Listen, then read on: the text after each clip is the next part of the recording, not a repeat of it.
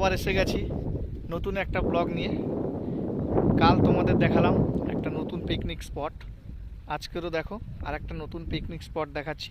এখানে এসে তোমরা 1 জানুয়ারি পিকনিক করতে পারো বা তোমরা ঘুরতেও আসতে পারো। জায়গাটা কত সুন্দর দেখো।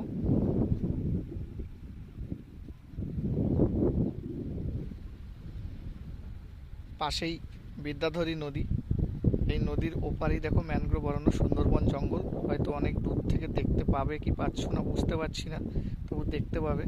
এখান থেকেই সুন্দরবনের দোবাঁকি বা পঞ্চমুখী নদী, এই দিকে যারা ট্যুর করতে আসে, ঝড়খালি যারা যায়, এইভাবে এই নদী দিয়েই তারা বোট নিয়ে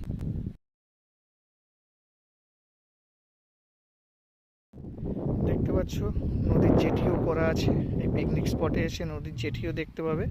যারা বোট নিয়েও আসবে এখানে বোটটা এই জেটিতে রেখে দিয়ে উপরে এসে পিকনিকও করতে পারবে।